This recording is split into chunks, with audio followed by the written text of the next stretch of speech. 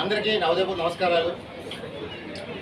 ముఖ్యంగా ఈవేళ ఈ ప్రెస్ మీట్ పెట్టడం ముఖ్య ఉద్దేశం, నిన్న మాజీ కోర్టుల శాఖ మంత్రి గుడివాడ అమర్నాథ్ చంద్రబాబు నాయుడు గారు ఆయన అభివృద్ధిని ఓరలేక చెంత చక్కెర వేసుకుంటారని చెప్పి మనం చేశారు.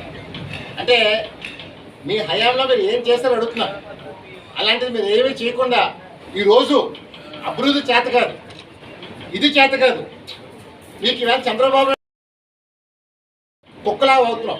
వైసీపీలో ఎవరు కూడా మాట్లాడలేదు. కేవలం అమర్నాథ్ తన నీచ రాజకీయాల కోసం, స్వార్థం కోసం మాట్లాడతారు తప్ప కూడా కాదు. నేను నాడే చెప్పాను, నీ నిజంగా దొంగ ఉంటే నాతో ముఖాముఖి చేసి రమ్మని చెప్పాను. చర్చకు రాలేవు, దొంగదారిగా దొంగచాటుగా ప్రెస్ మీట్ పెట్టుకొని మాట్లాడుతున్నావు. ఇప్పటికైనా సరే నువ్వు నిజంగా మగాడివైతే రమ్మని పిలిపిస్తాను. ఇది చేత కాదు. కానీ చంద్రబాబు పైన ఇంకోసారి కానీ ఎక్కడైనా కామెంట్ చేసావా చెప్పుదో కొడతా నా కొడుక మన మీద చెప్తున్నాను. ఇవాళ ఆంధ్రప్రదేశ్ రాష్ట్రాన్ని మొత్తం సర్వనాశనం చేశారు మీ జగన్ పాలనలో.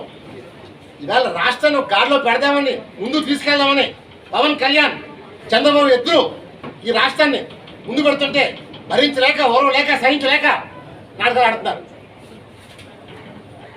జగన్మోహన్ రెడ్డి అప్పుల మీద అప్పులు చేశాడు. మొన్న ఆగస్ట్ నెలలో చంద్రబాబు ఆర్బీ నుంచి ఒక్క రూపాయి అప్పు తేలేదు. That is Chandrababu Naidu. మీరే మాట్లాడతారు. ఇప్పటికైనా సరే వైసీపీ పార్టీ పూర్తిగా కలాస్ అయిపోయింది. ఇలా చంద్రబాబుని పవన్ కళ్యాణ్ ఏ శక్తిలో ఆపలేవు. ఒక ప్రభుత్వం సృష్టిపోతున్నాం. రేపు వచ్చే ఎలక్షన్లో కూడా ఈ 11 గ్రామాలు చేస్తాను. 170కి 170 మాకు వస్తాయి. ఎందుకంటే ప్రజలు విశ్వసిస్తున్నారు. జనసేన టీడీపీ అంటే ఒక బ్రాండ్ అంబాసిడర్ ఈ రాష్ట్రానికి. దీని మీరు మాసమి తరం కాదు. ఇంకా జగన్మోహన్ రెడ్డి శాతం జరిగిపోతాడు. అందువల్ల ఇప్పటికైనా నీకు దమ్ముంటే ఏం అభివృద్ధి చేశారో మీరు చెప్పగానే అడుగుతాం అమర్నాథ్. ఇది చెప్పకుండా దయచేసి ఇంకా దమ్ముచాటుగా పెట్టడం మనం చేస్తున్నాం.